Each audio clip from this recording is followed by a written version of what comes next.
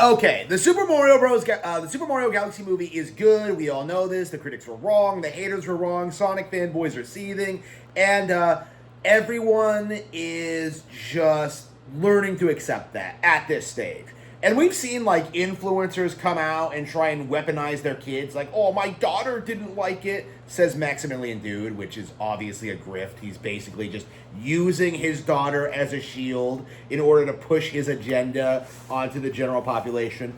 But no, overwhelmingly, everyone was very enthusiastic about this movie, and it was clearly very, very good. However, what we're seeing now is just this refusal to accept how good it actually was. You know, how well this movie built off the original, how it, like, paid off character arcs, and how they're clearly setting up some long-term story structures. Because I've seen people like Angry Joe come out and just be like, "Oh, Toad doesn't like Yoshi and nothing comes from it." Like, no, like they're gonna make new ones. Like, do you not know that they're gonna make new movies? Like, I don't understand this. Like, you're seeing people like complaining about plot lines not being resolved when clearly they're setting things up for the third one. So again, we kind of saw this in the original too, where Peach had that line about like galaxies, and it was like a really weird line, and I remember seeing that and just being like, what did she mean by this? But of course, as we know in Galaxy, they were clearly setting up the whole like Rosalina being Peach's sister thing, which again, I was confused about at first, but like clearly this is the direction they want to go with the characters now, and it's just whatever. Like, not a fan of the change, but we gotta just deal with it. So, they set that up, they paid it off, and now we have like a little bit of expectation. We have a little bit of commitment to like long form storytelling and actually being a reasonable sequel to the original. And that's the interesting thing about this, because amongst all the complaints about jingling keys and just complaining about the plot, the characters, the ideas, like, one of the things I'm not seeing anyone talk about at this stage is that the Super Mario Bros. Movie is not the same as Super Mario Galaxy.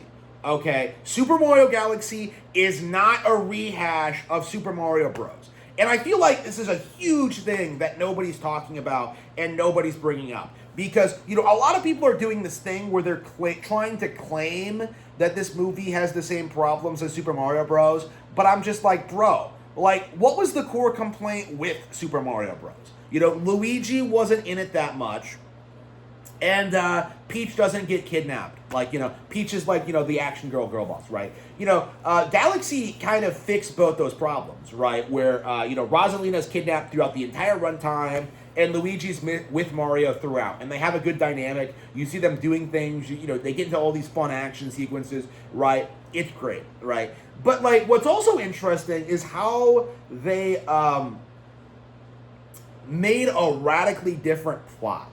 Okay, because like on a superficial level, you can say like, well, they're going to save the princess and they're going to fight Bowser, but like the setup and like what actually happens in the film is way different, because you see them going to all these exotic locations, you see them meeting new characters, you see them like getting into like radically different scenarios, like new characters are introduced, very well integrated to the plot, may I add. Beloved characters from the last film, like the Kongs, are just nowhere to be seen, clearly setting up for their own spin-off movie. Like, again, when you look at, like, what actually happens in this movie and what it's actually about, about, like, Peach discovering her lost family and, like, she and Mario slowly forming, like, a real relationship, like, you get this sense that, like, this is a really, really, really good sequel because it builds off the original, it does new exciting things, it continues the story, and it does not feel like a retread. And this is important because when you look at like pretty much every other franchise film in existence, whether it's Sonic the Hedgehog or the Resident Evil movies, Street Fighter films, or like Marvel Avatar, the highest grossing movie ever made, like, all you get is a retread of the same concepts. Like man bad, nature good, if you're an Avatar fan, right? If you're an Avatar movie. Like, nobody's an Avatar fan.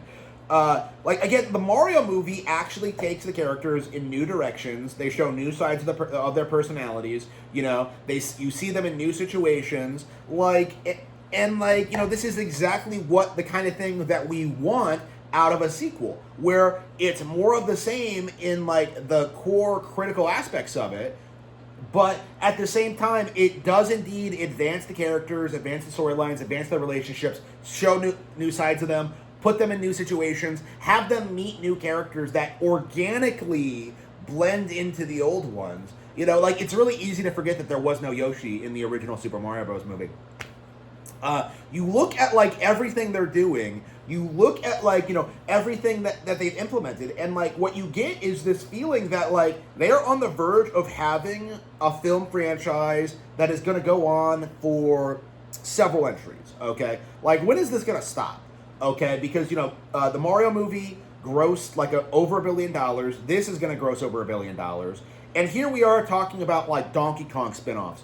Super Mario Bros. 3. We're talking about Star Fox spin-offs. You know, some fringe weirdos are talking about Pikmin spin-offs. You know, people are talking about Luigi's Mansion. Okay, you know, the Zelda movie's coming out this year. Like, Nintendo clearly has a multi-billion-dollar, like, enterprise on their hands, you know, which I think will easily clear all of its direct competition in the film space. And, like, here we are listening to, like, you know, influencers trying to tell you it wasn't very good because, oh, jangling keys. Like, this is complete absurdity and really needs to get called out. Okay? Like, this really needs to get called out because I feel like people don't understand or appreciate how good of movies these actually are. I keep seeing the term kids movie being tossed around, but that's obviously not true. You know, you're seeing adults get freaking out over Fox McCloud being in it. You're seeing people, like, you know, really getting into it. You know, you're seeing people take their kids to it. Like, oh, man, the kids, this is so stupid and immature. They're not going to like it. And meanwhile, you know, it's something that kids and adults are enjoying together, you know, which I think is kind of like the core philosophy of Nintendo right now.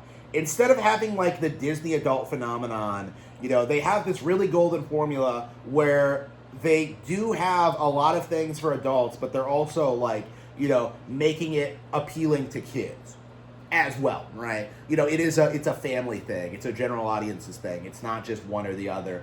But, like, we're having this weird, like, debate right now in the community, in the space, where, like, everyone's trying to say that, like, Nintendo's alienating their core audience, but, like, the overwhelming reality of it, and this is very observable, is that the people who are complaining are not Nintendo fans, don't know anything about it, are the kind of people who will blindly just criticize everything the company does, right? You know, Max Dude, you know, he just played Super Mario World for the first time ever, you know, on stream a while back, right? Are you really going to take this guy seriously when he talks about, like,